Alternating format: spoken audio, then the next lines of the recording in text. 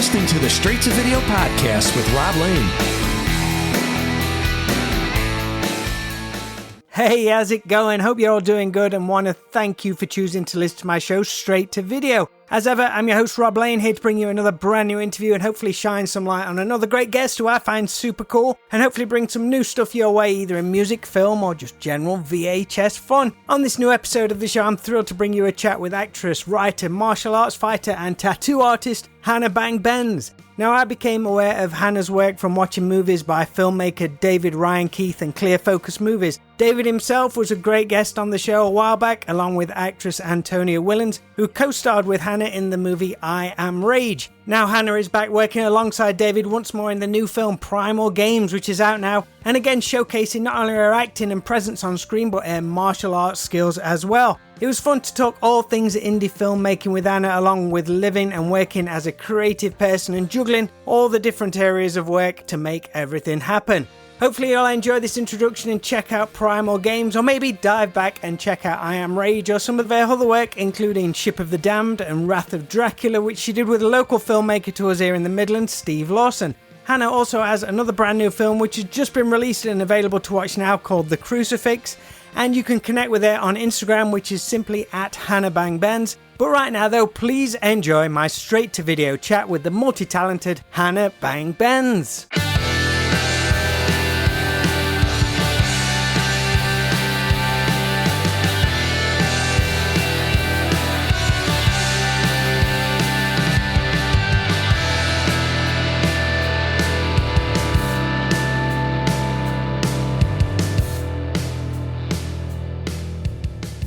How are you? Good to see you. I'm good, yeah, good. Been training today, so I'm a bit like, look good. It's really great to connect. I enjoyed speaking to a lot of people on this show in the past who you've worked with. I chatted with David, your director, and Antonia Willens, Jamie Chambers, both from I Am Rage. So really cool to chat with yourself as well. We've got like a 80s video shop museum up here in the Midlands, and your other director friend Steve Lawson, who did Wrath of Dracula and Ship of the Damned, he's been in to see us as well. Oh, that's nice. Yeah.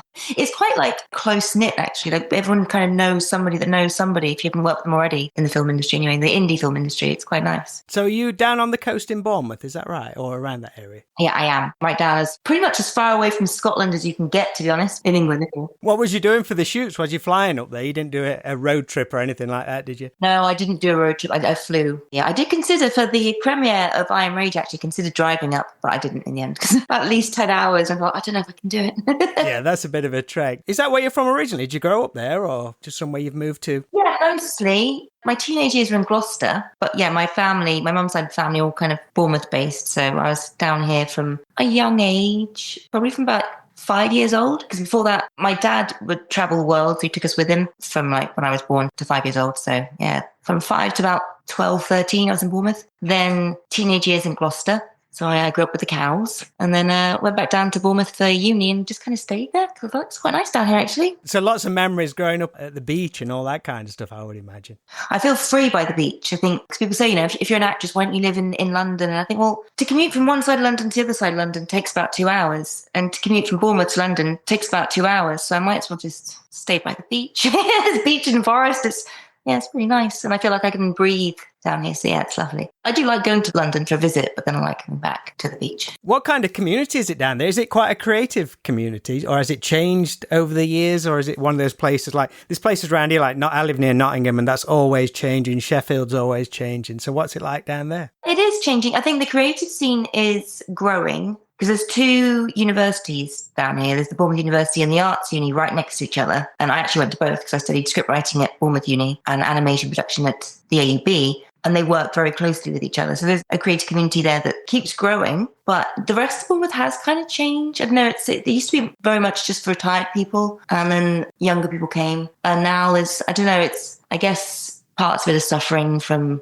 the economy or whatever. But there's still a tourist scene. That's never going to change. Congratulations on the release of Primal Games, which is out now. I had a lot of fun with the film without giving too much away, as I think it's one that you kind of have to keep secrets, as some of the twists are great. For me, it had elements of movies like The Running Man, Upgrade, The Guest, like 3 of my favourite films, maybe a little bit of Hostel in there as well. I don't know if that's been mentioned at all. So anyone who enjoys those kind of films, I'm sure will find something to enjoy in this one. Was there anything in particular that attracted you to the role of Sarah, or was it just a good opportunity to once again work with David Ryan Keith? Yeah, definitely a great opportunity to work with David and the team again, Lorraine and Chris Vikarova, and to work with Gary, who I hadn't worked with before, and I really wanted to, because everyone's spoken a lot about him in I Am Rage, because he was supposed to be in I Am Rage and then he couldn't last minute. So yeah, I was excited to finally get to meet and work with him. It was lovely. But the role of Sarah, do you know, it's just a little bit different, because she's actually, without giving too much away.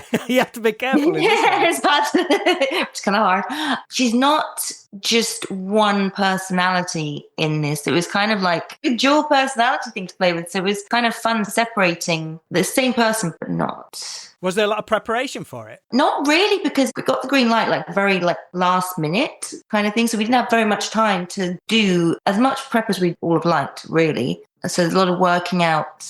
So obviously I got the script and I was working out what I planned on doing it. Then we didn't have like rehearsal times really for that. Most of it was rehearsed, you know, on the day. And we had a couple of like mini rehearsal scenes in between filming. Like we did as much rehearsal as we could whilst we were already there on location. A lot of it was working out stuff between each other, and the relationships between the characters as well was, you know, I think that happens a lot in films anyways. You can have your own idea about stuff, but you don't really know until you get on the set or you meet the people and work with their characters to kind of develop the relationship. So, yeah. Does all that extend like the working day then? So you're not only doing the shoot, you're also figuring things out for like the next day. Yeah, very long day. So I'd wake up, go on set, do everything I had to do filming wise, and then finish, have some food, and then go and do fight rehearsals and then prep scenes for the next day as well. So, you know, finish at sort of like 10, sometimes 11 o'clock at night. Go to bed, wake up, and get back on set again. And you're in it. You know, that's all you can think about is just your character and the movements and the emotions that Sarah has to go through. So yeah, it's fun. It is work, but it doesn't really feel like work either, because you're having so much fun. I really enjoy David's work ethic and his quality of work, because while he openly speaks of working to like smaller budgets and tight shooting schedules, and like what you said there, it was like a last minute green light thing. I think I Am Rage might have been a similar thing. He had like such a short time window to get it done. But I think what really shows is he has such a real attention to detail, which comes across on screen. Everything looks well beyond what the budgets should allow for. How is he to work with on set? I love working with Dave on set. I feel like he's very relaxed as a director. He knows what he wants, but he is quite happy for you to have a play with stuff as well and, you know, try things out. So I feel like I've got freedom to do things that I'm, you know, maybe want to try out and do.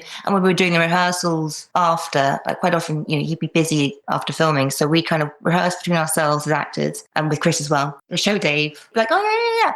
Maybe give a few pointers, but he was just, I just vibe with him. It's a really easy working relationship and communication is easy for us, I think. So obviously I've worked quite a few directors and some of them are easier than others. Like, you know, just the connection that you have can sometimes be harder. Creatively, I think we're on the same page. So it's a breeze. I think I Am Rage obviously shot up in Scotland in freezing conditions, I believe. Was you more prepared this time around returning there, or was it the same? Was it worse? Was it better? I was wearing less in this one, so it was harder. It's definitely harder, yeah. In I Am Rage, I got to wear I was wearing trousers for both of them, but in I Am Rage, I got a coat, and I got to wear that coat for pretty much the whole time. So I was doing a lot more falling stunts. So I had to have elbow pads, everything. Like Chris made sure I was covered to make sure that I could do the stunts and not hurt myself. In Primal Games, I had to wear a tank top for a lot of it. And so I was freezing. I was trying not to act cold, but it was definitely, at times I was like, oh my God, I can't feel my fingers. And the shoes I was wearing, because in I Am Rage, I had boots on, which were great for keeping me warm, but I found it harder to do some of the high kicks because they were so heavy. I was like, I was trying to like lift I don't know, it's just a lot harder. So this time I was like, can I have lighter shoes? So I had lighter shoes and I thought it was great until they got wet. And then I was like, my feet are so cold and wet and freezing. So that's just kind of like a learning curve as well, I think, for me, because I made some of those choices costume wise. But yeah, it was harder But this time around, I think as well with the action side, it wasn't all just me fighting everyone. It was John had some as well. So I had moments where I could like go and get warm. I think I heard you say sometime one martial arts fighter you heard of, they always brought their own shoes to set. Chris told me that, and I can't remember which martial artist it is, but he had his own special set of shoes. He's like, these are the shoes I need. These can do everything I need to do, and I can do everything I need to do in them. And I was like, that's actually... It's like Robert De Niro said, once you get into the shoes of your character, that's when you feel like them. So I think basically we just need better weather. That's it. And to sound like a typical bloke, no lady has just one pair of shoes. You need multiple pairs of shoes. Yeah. And lovely weather. We shoot in summer, basically. We keep shooting winter. The hailstorms are just part of the fun, I guess. We actually had 4 weather warnings during filming Primal Games. So, you know, we were up against it. It was hard for everybody. What was the shooting schedule on this one compared to I Am Rage? Was it a similar time window? I'm pretty sure, it was shorter. Shorter?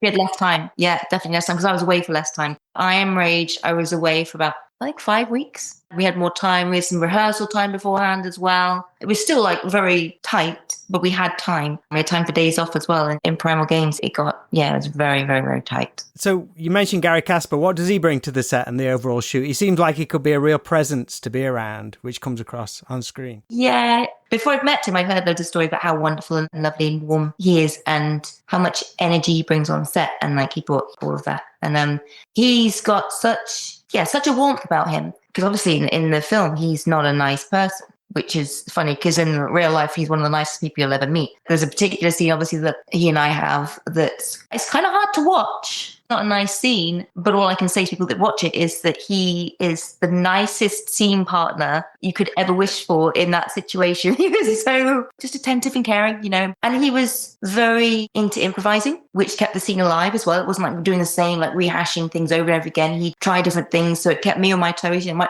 of my reactions were genuine. I was like, oh my God, what? It's fun. It's really fun. What kind of actor then is he when he's someone who is such a contrast from the character he plays? Is there a switch moment, or does he stay like it for a while, or do you see where it changes from real life Gary to character Gary? He switches. I don't know if he's method in other parts of it, but when he's on set, it's not like he has to stay like that character. He's just warm, loving Gary, and then he'll switch to horrible Sean. Terrified, but he can switch back out of it immediately. But he's very present when he's being his character. So it's a skill, it's a talent. Did he have any stories? Because he's been acting for a long, long time in a crazy amount of American stuff. Yeah, he's got a fountain of knowledge and just experience on set as well, just these things that he's done, and you think, wow. And it's interesting the way etiquette and just the way things are done have changed over the years as well. And you think, you couldn't do this now, you couldn't do that now. A lot of the times you'd say, you would be able to do that now. You think, it's a shame. It sounds like he's someone who's moved with the industry rather than not stuck. Yeah. He's seen all those change and he can remember how it's changed and brought it into the way he works now, I guess. Yeah, he's adapted with it. Yeah, definitely. The movie got to have a premiere in Hollywood. How was that? Was that your first time over there? Is it somewhere you know quite well? Or? It's not my first time over there. That was my probably 3rd or 4th time over there. I can't remember exactly. My first Hollywood premiere, though. That was nice. That was fun. Got my dress on, my fake eyelashes for the night. Yeah, it was nice. It was fun. Was it a busy night? Did you see anybody who you knew or people like the production team and things like that? Who was it who kind of put it all together? Yeah, the producers and people they know and some of the investors as well and executive producers came. Natasha Henstridge was going to be there, but she couldn't make it that night. But her husband came and he was really, really lovely. What do you like about Hollywood? Is it somewhere you enjoy being at? It's quite an unusual place. I've been a few times and it's kind of not what people expect, I don't think. It isn't. You know what? Before I went to Hollywood, I thought it was going to be like, in Shrek 2, it's all white with I thought that was what Hollywood was going to be like. And I was like, I got there and I thought, well, it's not like Shrek. It's, it's different than you think it's going to be. But I think it's still got presence, you can feel that. If possible, I'd love to learn about your early love of film and how you got on the path of acting. I find it interesting looking at the things you do as you excel in various creative fields, not only acting, but you've combined your success in martial arts with your film career. And on top of that, you mentioned you studied animation and you're also a successful tattoo artist. Do you have a particular love for one above the others or find it fulfilling to always be turning your hand to different things as long as they're creative? I think they all influence each other. I've thought about this. I'm a storyteller. I think a lot of actors and film people feel that way. So I've always loved films since I was very small. My parents loved films as well, so that was kind of an influence. And we had a camcorder from a very young age. And my sister and I would film ourselves reenacting scenes from things like, I don't know, Robin Hood Men in Tights and just different things that, we connected with. You're not doing your film credit, right? We've talked about Shrek 2 and Robin Hood Men in Tights. It's not... It's not these arty films and stuff. Well, I watched films like, so I liked acting. I loved acting, but I was like, I didn't know what I could really do successfully in acting. Because even back then, it was a case of most actors don't really make a living from acting unless you get a big break. So it wasn't like I'll become an actor when I was like, well, I like acting. But I watched Resident Evil with Mila Jovovich and Tomb Raider with Angelina Jolie, and I played a lot of the Tomb Raider games as well. And I thought, well, they're acting, but it's very action-based. And I already loved martial arts and stuff. I'd play Tekken, the video game, and my brother and I would go outside and choreograph fights with each other. And my neighbor had a camcorder and she'd film us. I didn't realize I was doing choreographed fights, basically. I just thought I was having fun. But that's what it was. I was choreographing my own fights with my brother, even back then, and playing with sticks and stuff. How old was you at that point? That was from the age of 8 till 15. We did it a lot. Basically, throughout our whole childhood, that was what we did, what we enjoyed. And my sister and I would reenact Buffy scenes because we wanted to be Buffy the Vampire Slayer. So that was an influence as well. And so, yeah, I saw Resident Evil and Tomb Raider and I thought, well, they've done a film that's not just acting, it's martial arts, and I could do that. I'd love to do that. That's something I'd really enjoy doing, and I could do it. I don't think that many people can do it. So, yeah, I just kind of worked on my acting. I studied it in sixth form. But then the animation side, so I did the script writing first. And then the animation side was kind of like a hybrid course that kind of brought everything together because it was film work, but it's artwork and it's very movement based. You actually end up reenacting things that you want to draw. And you learn all the pre-production and the post-production stuff there. So it brought everything together. And then when I finished uni, I didn't want to be an animator. I knew that because that was too much sitting in front of a desk for me. I just needed to do more, get out there. I love the animation side, but I was I can't. I was the one swiveling on my chair going, hey guys, do you want to go for a coffee or go outside? They're like, just went for a coffee, and I was like, I should do my work. So the tattooing, I was mentored to be a tattooist. And that became something that helped fund the acting that I wanted to do. Instead of waitressing, I was tattooing. And waitressing, actually, when I first started learning tattooing. I did a lot. How long have you been tattooing now? Was it 2014? 11 years. Yeah, I've been tattooing. And I'm not a full-time tattooist. So my tattoo career hasn't gone like a lot of tattoo artists that started back then because I'm an actress. I go away a lot to do acting. So for me, it's juggling all these parts of my life that I love. And people say, what would you do instead? Would you choose one over the other? And I think I can't, actually, because I genuinely love all of it. I love everything I do. Did I hear that it was your drama teacher that gave you some very early encouragement to pursue the acting? Yeah, Miss J, Mandy Johnson. She's just a really lovely human being as well. After I left, she started up a meditation group for the students of the whole school to help them just with exams and stuff. She's one of those really warm and caring people anyway. So she always projected that when she taught us. But she told me to go for it. She's like, you need to be on the screen. I was like, oh, thank you. Cast me as Juliet, Romeo and Juliet. Yeah, she's been very, very supportive. Are you still in touch with her? Has she seen all the films which you're doing or anything like that? Did she see you go on to have success in acting? Yeah, we're friends on Facebook and she reposts some of the stuff that I post sometimes. And before she left the school that she taught me at, she asked me to come back in for the year 10s or year 11s, their end of school assembly, before they go off into sixth form, and do a talk about following your dreams. And I was like, oh Lord, I was so nervous. So anxious. But yeah, that was nice. because I've done what she said I should do, which is follow your dreams. When was the point where you started to take martial arts really seriously and bring that into your acting? I didn't really learn formally, until my adult years. I just practiced my brother. Like I said, we just did stuff together and worked things out. I taught myself a lot of my spinning kicks. I had a punch bag that I was throwing up my brother's room because he had a beam. It's kind of self-taught until I was taught properly by my friend Clara, who is black belt in Taekwondo, I'm pretty sure, karate, I can't remember. But yeah, she started teaching me the basics of stuff. And then I saw a thing online saying, come learn jiu-jitsu for free and do an MMA cage fight for charity. And I was like, okay. I was like, I want to learn jiu-jitsu. So I learned jiu-jitsu and training for a cage fight. Because why not? What was the time frame on that? 8 weeks, but I didn't actually turn up for many of those sessions before my actual fight. So when I went in, I was like, if I die, I die. I didn't die. I didn't win on points, but I did do a great few teep kicks and a guillotine. But I couldn't finish the guillotine. I didn't know how to finish a guillotine, and I nearly got the girl in a triangle, but I didn't really know what a triangle was so much back then. I only just started learning. So looking back, because it's online, I wrote it down, I'm like, oh no.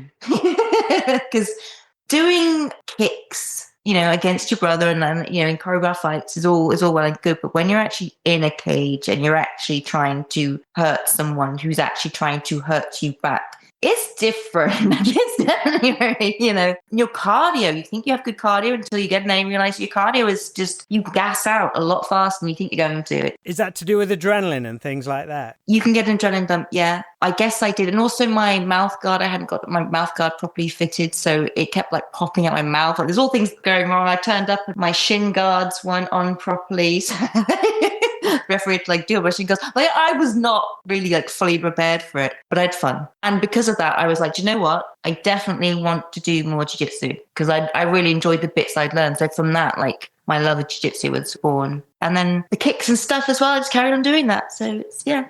But jiu-jitsu's been my main focus for a while, I guess. And it wasn't until lockdown ended in 2021 that I was like, okay, I really, really actually want to do jiu-jitsu properly and learn it properly and turn up at least once a week. So I started turning up once a week, and then it was twice a week, and then it was 3 times a week, and it was 4 times, 5 times, 6, and then I was hooked. What was the first film you actually used fighting in? I'd done a few. Do you know, because when I was at uni, I was studying script writing, but we were filming this show called Enculturation, and I made sure we had a fight scene put into that. That was Tekken style fight scene, and I did some short films with some fighting in it. One of them, Baby Shower, where I learned Kung Fu. That was in 2019, but Iron Rage was the first proper one. It was the lead role, so it was intense. I knew it was going to be intense. I was like, I'm ready for this. And also, I guess working with Chris, who's done so much of that choreography already, it was easier to get into it than I thought it was going to be. And also, he taught me so much. I learned so much working with him in such a short space of time. It was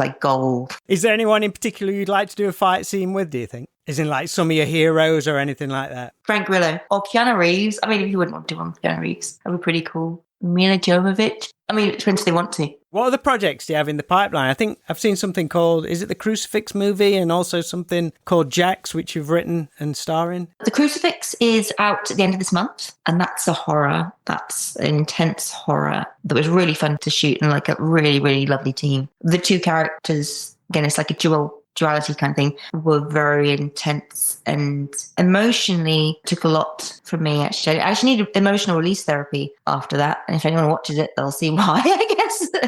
I haven't seen it yet, so I don't know. I'll probably see it when it comes out. Where was that shot? Wales. It was supposed to be in Scotland. So in the film, they're like, we're in Scotland, but it was shot in Wales, which is kind of funny because I was like, I've just done a film in Scotland that was supposed to be in America, so this is funny. And Jax it's not on the back burner, but it's been in pre-production for a while. We've been doing some production on it, but there's things going on there, so I'm not working so much on that at the moment. But there's another film coming out. I'm not entirely sure when. It's in post-production, called Killer Cat, which is quite fun. That sounds interesting. I'll play a vet who switches bodies with a cat with an ancient evil curse. So working with a director I've worked with before called Richard Perry, that was lovely. There are other projects in the pipeline that are just waiting for funding, some of them. I don't know if Dave mentioned that Redwood Massacre 3 has been greenlit.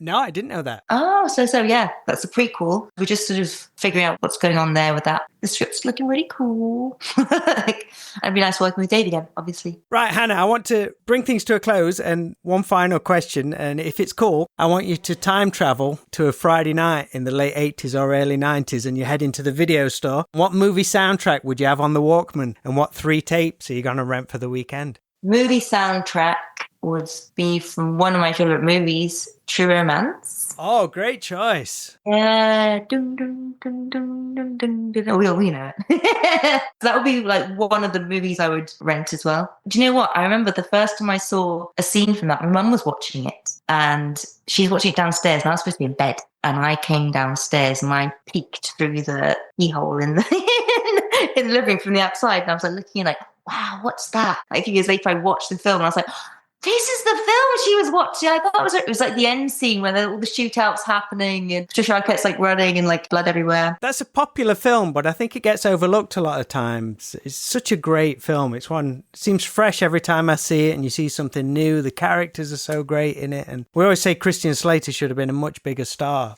Yeah. And I think it's because they just love each other. So there's so much craziness going on. They just love each other. And that's what like just pulls you. That's the heart of it. And the second one would be Pulp Fiction. I see a theme. Yeah. It's the style. It's very cool style, isn't it?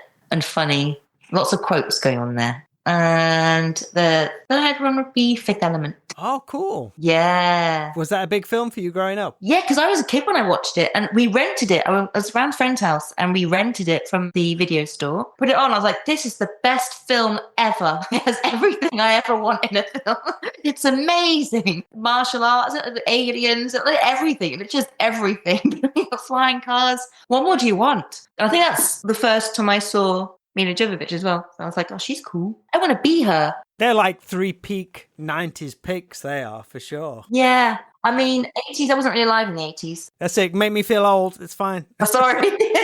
Yeah, I mean, the 90s was kind of a weird decade for films. It was like the 80s was as well. But the 90s struggled for a while. But when it hit gold, there was some amazing stuff. Yeah. And then everything went HD. And it was like, it kind of took away some of the, like, HD's great. Digital is great and makes filming easier, but the way it looks, I've filmed with film before and it's a lot more stressful actually. It's because there's like a very short amount of time you've got to do things. It's less, it's extra expensive doing it that way. So you've got a bit more freedom and time and stuff with digital. But the way film looks is just, it feels golden, doesn't it? I've got a friend of mine, he makes films as well, and we always have this conversation. As good as it is what we capture on cameras and stuff now, my question always to him is, well, what is it they use that makes it look like a film? Yeah, it's super sharp and clear, but what is it that makes it look like a film? Yeah. It's almost like film has its own filter, doesn't it? You can't describe it, but it is just a kind of, it makes you feel like you're entering this like magical land rather than like, oh, I can see that person's wrinkles and bloodshot eyes. I don't know. It kind of takes away some of the magic, I think. I don't know. It feels sometimes too real, which is cool, but like a little bit of suspension of disbelief.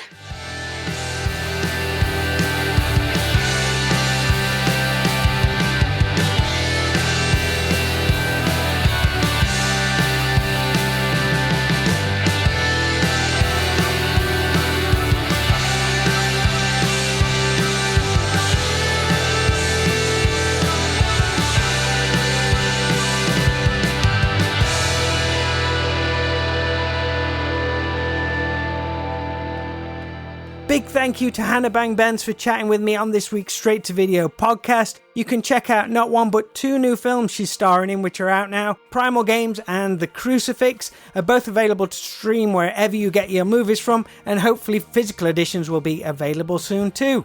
Now there's lots and lots going on at our 80s video shop right now. So many events starting this weekend with an appearance from Hollywood actor and voice artist Charlie Schlatter. Then over the coming weeks and months we'll be visited by American Werewolf in London expert and actor Paul Davis. We'll be having a fun VHS sale with an appearance from stuntman John B. Tannen, who has worked on the Batman and Aquaman movies. Then we have our 3rd birthday event with special guest Paul Blake, who played Greedo in Star Wars. That's coming up in July. And there's lots more we haven't even announced yet. So please keep up to date over on our social media pages, which you can find by simply searching 80s Video Shop. And we hope to see you there soon. So that's all for this episode of the show. Really appreciate you listening and for the ongoing support. So until we chat again, make sure to always be kind. Please rewind and unwind, and I'll speak to you all real soon.